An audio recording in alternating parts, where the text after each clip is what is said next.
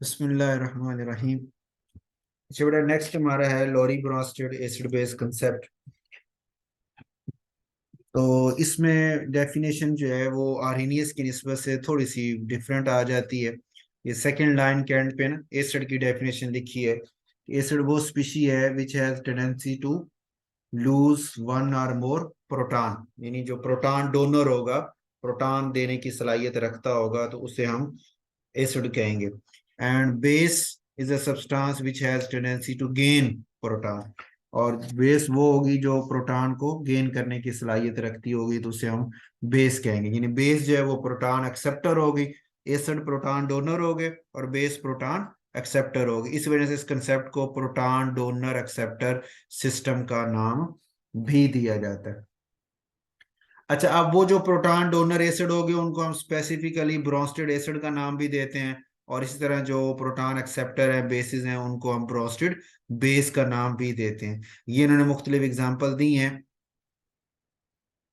आपके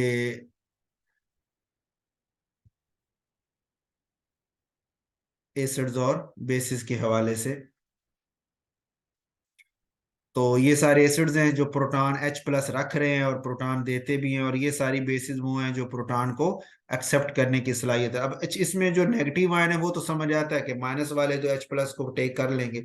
तो जो न्यूट्रल वाले हैं वो होते होंगे जिनके पास कोई ऐसा एटम है जो लोन पेयर रखता है। जैसे अमोनिया के पास, नाइट्रोजन के पास लोन पेयर है जो H प्लस के साथ कोऑर्डिनेट कोवलेंट बॉन्ड बना लेता है और NH4 प्लस बना, क्योंकि H प्लस जो आ रहा है ना वो तो एक सिर्फ प्रोटॉन है, उसके पास इलेक्ट्रॉन नहीं है बॉन्ड बनाने के लिए ना। एक ही हाइड्रोजन का इलेक्ट्रॉन होता है जो वो छोड़ के आ रहा है। तो अब जिसके पास जा रहा है उसके पास दो इलेक्ट्रॉन होंगे उसके साथ बॉन्ड बनाने के लिए ना। तो इस वजह से उसको हम कहेंगे कि जो न्यूट्रल अगर है तो लोन पे रख रहा है, और अगर वो नेगेटिव चार्ज वाला आयन वाला है तो फिर नेगेटिव आयन चार्ज की वजह से उसके पास लोन पेयर ऑटोमेटिकली बन जाता है। एक अपना होता है, एक उसने गेन किया हुआ है, तो लोन पेयर उसके पास बन गया जो वो H प्लस को अपने साथ अटैच कर सकता है।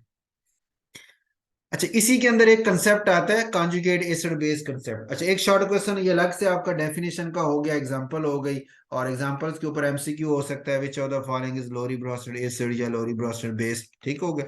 अच्छा, कॉन्जुगेट एसिड बेस जो पेयर है उसके ऊपर आपके पास जो क्वेश्चन, एक शॉर्ट क्वेश्चन बन सकता है, define conjugate acid, define conjugate base. ठीक हो गई, या इनका आपस में क्या रिलेशनशिप है ना।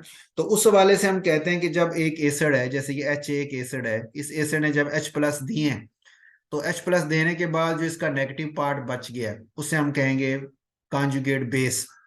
एसिड को हम कहते हैं, जो एसिड तो हो गया ना कि वो प्रोटॉन डोनर है, और ए माइनस को बेस इसलिए कह रहे हैं कि ये ए माइनस को अगर H प्लस दिया जाए तो ये टेक करने की सलाहियत रखता है, तो बेस तो हो जाएगी। लेकिन कॉन्जुगेट बेस इसलिए कह रहे हैं कि ये एसिड से निकली हुई है, ड्राइव की हुई है। ठीक हो गई। इसी तरह जो बेस है, ये बेस तो है कि प्रोटॉन एक्सेप्ट कर रही है, लेकिन जब ये एक्सेप्ट करके जो इसकी शक्ल बनती है उसके पास एक सलाहियत आ जाती है कि जो उसने प्रोटॉन लिया है, अभी एक्सेप्ट किया है, वो वापस कर दे, डोनेट कर दे। तो प्रोटॉन डोनर बन जाने की वजह से उसको हम एसिड का नाम दे रहे हैं, और कॉन्जुगेट एसिड इसलिए कह रहे हैं कि वो एक बेस से बना है। ठीक है। तो इस तरह ये हम डेफिनेशन भी हम यही कहते हैं, इस बनाते हैं कॉन्जुगेट एसिड और कॉन्जुगेट की। N acid after losing proton is called conjugate base, और a base after gaining proton is called conjugate acid। ठीक हो गई। एक तो ये इसमें डेफिनेशन के हवाले से आपकी बात की conjugate acid base की डेफिनेशन क्या है ये, और इसकी एग्जांपल के तौर पे ये जर्नल एग्जांपल है।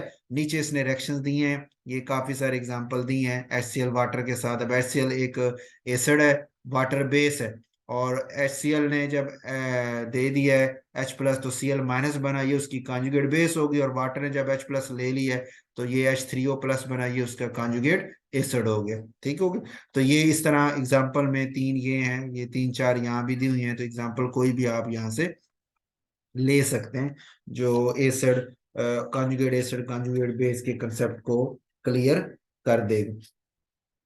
अच्छा, एक पॉइंट जो इसमें समझने वाला है वो ये इसने लास्ट में लिखा है कि thus we may infer that the conjugate base of a conjugate acid is always a weak base and the conjugate base of a weak acid is always a strong base। क्या मतलब इसका, कि जैसे एक वीक एसिड होता है, वो H plus ion देने की सलाहियत कम रखता है, ठीक है, उसकी पावर। इसका मतलब क्या है कि वो अपनी इस असल शक्ल में ज्यादा, जैसे एसिटिक एसिड वीक एसिड है, तो इस अपनी असल शक्ल में वो ज्यादा स्टेबल है, ठीक होगा। तो जब ये प्रोटॉन दे देगा और CH3 COO माइनस बनाते, चूंकि ये इतनी स्टेबल नहीं है, तो ये कोशिश करेगी कि मैं H प्लस लेके वापस उसी शक्ल में चली जाऊं। तो इसकी वीक एसिड है, इसकी प्रोटॉन देने की सलाहियत बहुत कम है, लेकिन जो देने के बाद जो बेस इसकी कॉन्जुगेट बेस बनेगी वो बहुत स्ट्रांग होगी, क्योंकि वो इतनी स्टेबल नहीं होगी, ठीक होगा। और वो H प्लस बड़ी आसानी से लेके वापस पुरानी असली शक्ल में चली जाएगी। तो हम कहते हैं अगर एसिड कमजोर है तो उससे बनने वाली जो कॉन्जुगेट बेस है वो स्ट्रांग होगी।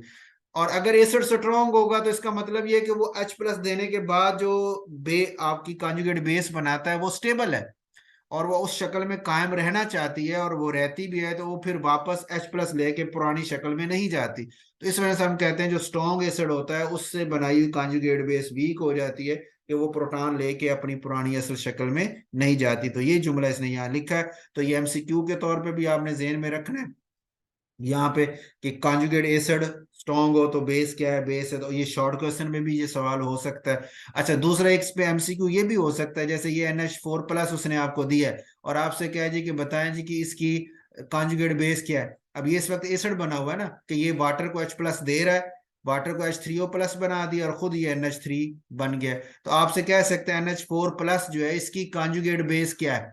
तो आप क्या कहेंगे कि उससे H+ निकालेंगे, एक हाइड्रोजन माइनस करेंगे, जो बाकी बच जाएगा वो आप कहेंगे कि ये इसकी कॉन्जुगेट बेस है, ठीक है। जैसे ये HSO4- उसने कहा है, आपसे कहता है कि इसकी कॉन्जुगेट बेस बता दें, तो आप इसमें से एक हाइड्रोजन निकालेंगे H+, तो पीछे SSO4- 2 बचेगा, तो आप कहेंगे कि ये इसकी कॉन्जुगेट बेस है। तो ये MCQ हो सकते हैं कि विच of the following is conjugate acid, और या विच of the following is conjugate base, इस तरह ना, ठीक हो गया। उसके बाद है जी एम्फीप्रोटिक स्पीशी, ये अलग से शॉर्ट क्वेश्चन बन सकता है और अच्छा शॉर्ट क्वेश्चन है कि एम्फीप्रोटिक क्या होते हैं। और इस पे MCQ भी हो सकता है कि विच of the following is amphiprotic, कि ऐसा सॉल्वेंट, ऐसी स्पीशी जो प्रोटॉन देने की सलाहियत भी रखती है और प्रोटॉन एक्सेप्ट करने की सलाहियत भी रखती है, दोनों काम उसमें, यानी प्रोटॉन डोनर भी है, प्रोटॉन एक्सेप्टर भी है, उसे हम बोलते हैं एम्फीप्रोटिक, ठीक हो गए। अब जैसे यहाँ पे वाटर है, कि HCl आया जो वाटर से स्ट्रॉन्ग एसिड है, तो HCl ने प्रोटॉन दिया और वाटर ने वो एक्सेप्ट कर लिया, तो यहाँ वाटर बेस के तौर पे एक्ट कर रहा है। लेकिन जब वाटर में अमोनिया आपने ऐड किया है, तो अमोनिया चूंकि बेस स्ट्रॉन्ग है वाटर की निस्बत से, तो वाटर H+ फिर उसको दे देता है और वो अमोनियम बन जाती है, और वाटर खुद OH- बन जाता है। तो यानी वाटर के पास दोनों सलाहियत है, प्रोटॉन देने की भी और लेने की भी। तो इसलिए वाटर जो है एक एम्फीप्रोटिक स्पीशी कहलाएगा। इसी तरह ये HS- जो है, ये प्रोटॉन दे भी सकता है और प्रोटॉन लेके H2S भी बना सकता है। इस तरह HCO3- जो है प्रोटॉन लेगा तो H2CO3 कार्बोनिक एसिड बन जाएगा, अगर ये भी दे देगा तो फिर CO3- कार्बोनेट आयन बन जाएगा। इसी तरह HSO4 का है, अगर प्रोटॉन लेगा तो H2SO4, और अगर देगा तो फिर SO4- बन जाएगा। तो ये एम्फीप्रोटिक स्पीशीज की एग्जांपल्स आपके सामने बन जाती हैं, ठीक हो गई। उसके बाद है जी polyprotic acids and bases. Polyprotic का मतलब ये है कि कई एसिड्स हैं जिनके पास एक से ज्यादा प्रोटॉन है। एक प्रोटॉन, जैसे HCl एक प्रोटॉन रखता है, H2SO4 के पास दो है, H3PO4 जो है फास्फोरिक एसिड उसके पास तीन है, तो वो तीन प्रोटॉन दे सकता है, ठीक है। तो पॉलीप्रोटिक एसिड हम उसे कहेंगे जो एक से ज्यादा प्रोटॉन रखते हैं और डोनेट भी कर सकते हैं। इसी तरह जो बेसिस होंगी, वो पॉलीप्रोटिक बेसिस वो होंगी जो एक से ज्यादा प्रोटॉन्स को एक्सेप्ट कर सकती हैं, ठीक है। तो वो पॉलीप्रोटिक बेसिस क्या, जैसे ये HCl HCN ये मोनोप्रोटिक है, H2SO4 डाइप्रोटिक है, PO4 ट्राई प्रोटिक हो गया, तीन प्रोटॉन दे रहा है फास्फोरिक एसिड, ठीक है, एंड सो ऑन। अच्छा, एक तो ये आपका जी क्वेश्चन शॉर्ट क्वेश्चन में हो सकता है पॉलीप्रोटिक क्या है, एग्जांपल दे दें। उसके बाद यहाँ पे एक शॉर्ट क्वेश्चन इंपॉर्टेंट आपका बनता है basic strength of a Bronsted base में, जैसे ये ऑर्डर दिया हुआ है, CH3- है, NH2- है, OH- है और F- है, और वो कह रहा है CH3- स्ट्रॉन्ग बेस है, NH2- जिससे कमजोर, OH- F-। अच्छा, अब इसको देखें तो कार्बन चौथा ग्रुप है, ये पांचवा ग्रुप है, ऑक्सीजन का छठा है, फ्लोरीन का सातवां है। तो ये पीरियड की बात कर रहा है कि पीरियड में लेफ्ट से राइट जाएं तो ऑर्डर कैसे चेंज होता है। अच्छा, एक ये उसने पूछा है कॉन्जुगेट बेस के हवाले से ना, और इसी तरह आगे उसने acidic strength of Bronsted acid में ये उसने उसी के एसिड के पूछा है कि एसिड की स्ट्रेंथ में एच एफ ज्यादा स्ट्रॉन्ग है, वाटर उससे कम है, अमोनिया उससे कम है, सी एच फोर उससे कम है, तो ये उसका ऑर्डर पूछा होगा। तो दोनों को हम एक्सप्लेन कर सकते हैं, उसका अंदाज हमारा ये हो सकता है।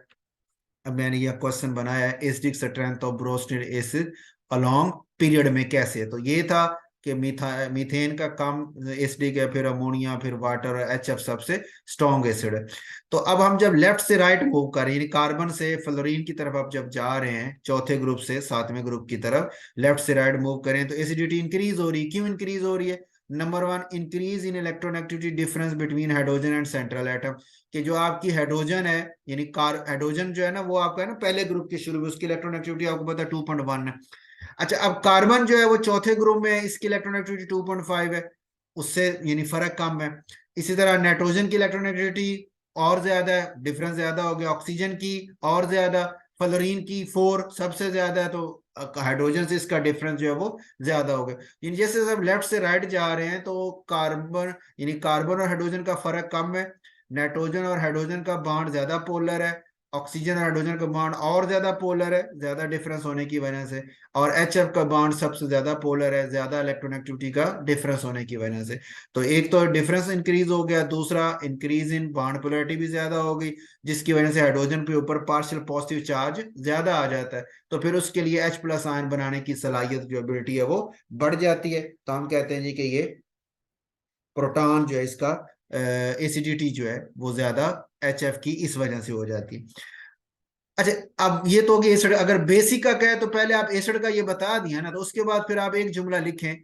अगर क्वेश्चन उसका यही हो CH3 minus NH2 minus OH इसका, तो पहले आप एसिडिटी का बता दें, उसके बाद फिर आप लिख दें कि भाई चूंकि मिथाइल जो है वो सबसे वीक एसिड है, तो उससे बनने वाली जो कॉन्जुगेट बेस होगी वो सबसे ज्यादा स्ट्रांग होगी। अगर हम किसी तरह विगरस रिएक्शन करवा के ये किसी रिएक्शन में इससे हाइड्रोजन छीन भी ले, तो जैसे इसको हाइड्रोजन का मौका मिलेगा ये वापस ले लेगी, और बड़ी रैपिड रिएक्शन के साथ लेगी, क्योंकि वो CH3 एक तो स्टेबल नहीं होगा, इसी वजह से वो ले रही होगी ताकि वो दोबारा CH4 बना के स्टेबल फॉर्म में चली जाए। तो हम यहाँ पे उसे लिखते हैं कि चूंकि ये CH4 वीक एसिड है, तो उससे बनने वाली जो बेस है वो स्ट्रॉन्ग बेस होगी, कॉन्जुगेट बेस, तो इसलिए बेस का ऑर्डर ये बनेगा।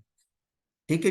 अच्छा, एक एडिशनल चीज यहाँ हम ऐड कर लेते हैं, ये पीरियड की बात है, हम एक ग्रुप की भी बात डिस्कशन यहाँ कर लेते हैं जो आगे वैसे आ जाएगी, कि H F less than HCl है, HBr लेस देन HBr है, और फिर लेस देन HI है। तो ग्रुप में ये सातवां ग्रुप है ना, फ्लोरीन, क्लोरीन, ब्रोमीन और आयोडीन में, तो उसमें HI सबसे ज्यादा स्ट्रॉन्ग एसिड है, HF की एसिडिटी सबसे कम है। तो अब इनको कंपेयर करें, यानी अप से डाउन, फ्लोरीन से आयोडीन की तरफ जब हम मूव करते हैं अप से डाउन, तो एसिडिटी इंक्रीज हो रही है। क्यों इंक्रीज हो रही है?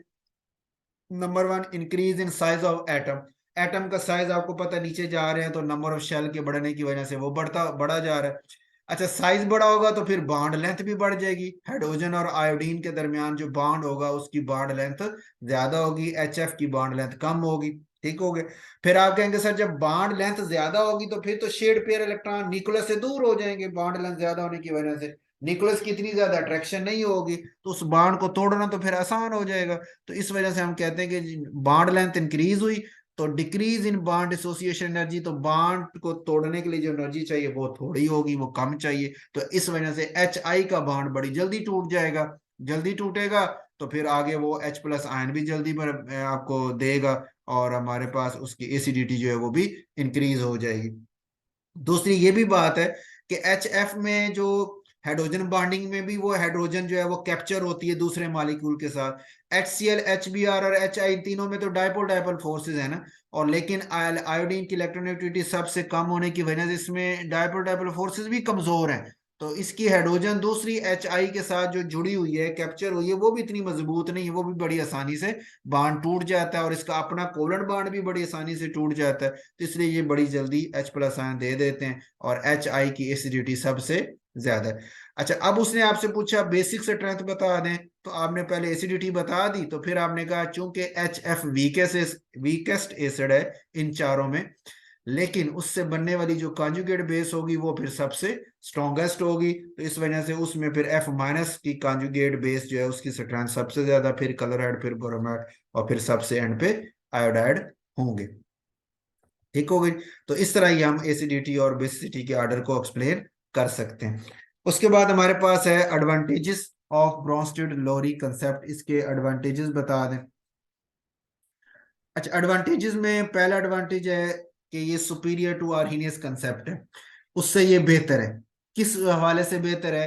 कि ये aqueous as well as other protonic solvent, कि ये एक्वस सॉल्वेंट में भी एसिडिटी बेसिसिटी को एक्सप्लेन कर लेता है लोरी ब्रोस्टेड का कंसेप्ट जो है। और उसके अलावा जो दूसरे प्रोटोनिक सॉल्वेंट, प्रोटॉन रखने वाले, जैसे अमोनिया है, एचएफ है, जिनके पास प्रोटॉन भी है, तो उनके अंदर भी एसिडिटी बेसिसिटी को ये एक्सप्लेन कर लेता है, ये वाला कंसेप्ट। ठीक हो गई। दूसरे नंबर पे है रिएक्शन टेकिंग प्लेस इन गैस फेज। गैस फेज में जो रिएक्शन हो रहे हैं उनको ये बड़ी अच्छी तरह एक्सप्लेन कर लेता है। जैसे HCl गैस और अमोनिया गैस दोनों मिलते हैं, और हमने पढ़ा था अभी रिएक्शन के अमोनियम क्लोराइड बना लेते हैं गैस फेज के अंदर ही। तो लोरी ब्रोस्टेड के डेफिनेशन को देखेंगे तो आप कहेंगे सर HCl ने प्रोटॉन डोनेट किया है, NH3 के ने प्रोटॉन वो लोन पेयर ने एक्सेप्ट किया है, तो इस वजह से ये बेस कहलाई और HCl एसिड कहलाया, और मिलने से हमारे पास NH4Cl जो है वो बन गया। ठीक हो गई। इसी तरह तीसरा पॉइंट है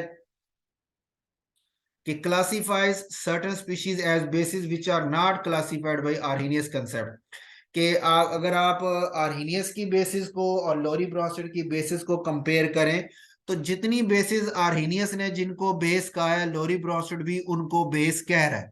ये बात ओके होगी, ये MCQ के तौर पे भी आपने ज़हन में रखना है, और शॉर्ट क्वेश्चन भी, कि जितनी बेसिस लोरी ब्रोस्टेड ने, आर्हीनियस ने जिस जिसको बेस कहा हाइड्रोक्साइड वालों को, तो लोरी ब्रोस्टेड की डेफिनेशन के मुताबिक भी वो सारे प्रोटॉन एक्सेप्ट करने वाले हैं और वो बेस ही हैं। लेकिन इसने लोरी ब्रोस्टेड ने एडिशनल जो जैसे अमोनिया हो गया या दूसरी और स्पीशीज जो प्रोटॉन H2PO4- हो गया, जो प्रोटॉन एक्सेप्ट करने वाले हैं, और वो लोरी ब्रोस्टेड की डेफिनेशन की बुनियाद पे बेस बन जाते हैं, लेकिन आर्हीनियस की बुनियाद नहीं, क्योंकि वो OH- आयन इनके पास है ही नहीं जो आर्हीनियस ने कहा था कि होना चाहिए। ठीक हो गया। तो एक ये आपका पॉइंट हो गया कि आर्हीनियस की सारी बेसिस लोरी ब्रोस्टेड की बेसिस भी हैं, लेकिन लोरी ब्रोस्टेड के पास बेसिस काफी ज्यादा हैं, कि उसने और कई जिनको लो आर्हीनियस ने कुछ नहीं कहा, उनको भी उसने बेस की क्लासिफिकेशन की हुई है।